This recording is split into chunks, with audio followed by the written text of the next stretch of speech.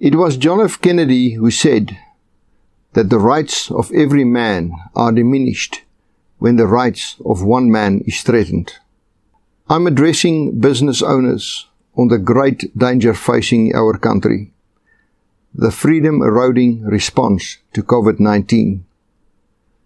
NEASA's track record for its uncompromising advocacy for the interests of businesses and business owners is beyond reproach. We pride ourselves in being a champion of the employer cause. However, being considerate about the well-being of our employees cannot be separated from this obligation. The one cannot prosper without the other. This approach has never been more severely challenged than in the time of COVID-19. And business owners will, in the years to come, be judged on their actions during this very challenging phase in our history. We will be judged to what extent we have followed either the current increasingly popular mandatory narrative driven by government and business monopolies, or our respect for individual freedom. How is the current intolerant insistence by some employers to subject their employees to a mandatory medical intervention with the threat of being economically exterminated if they don't, different from that of Nazi Germany, where Jews were excluded from the world of work on the basis of their ethnicity, that is before they were ultimately physically eradicated. Confronting an employee with just choice or losing his or her job is nothing less than extortion, and nothing achieved in this manner is sustainable.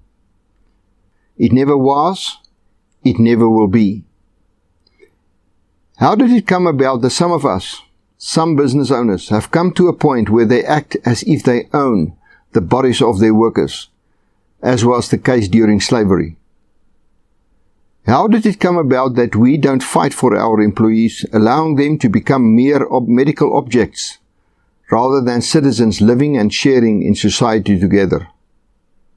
Also, what has become of the established medical principle of not forcing a person in respect of a medical intervention?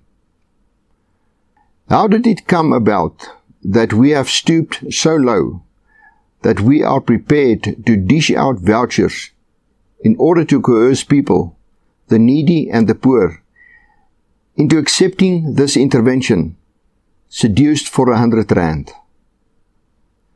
How is it that some of us don't question government's leadership in this respect, while they have failed us in every other aspect?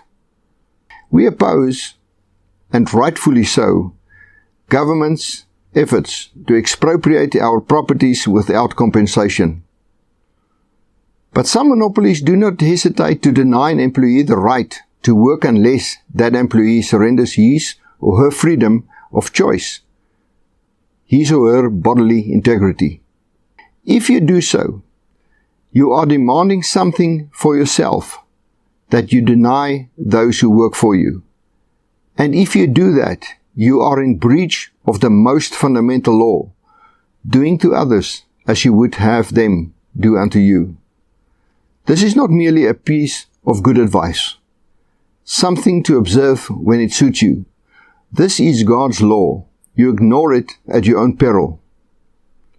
The right of your employee to act according to his or her conscience is worth more than your commercial interests, no matter how big it is.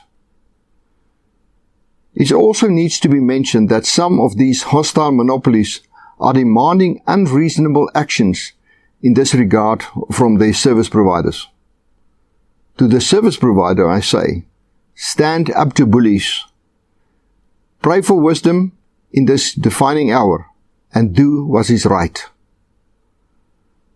Complying with the current popular narrative, appeasing government and business monopolies, the short-term safe route may eventually turn out to be the worst possible business decision, both from a commercial and also from a moral point of view. Our approach in this regard is exactly this, to protect you, the business owner, from falling into this trap. Some may not agree with our approach, but what we do is in your best interests.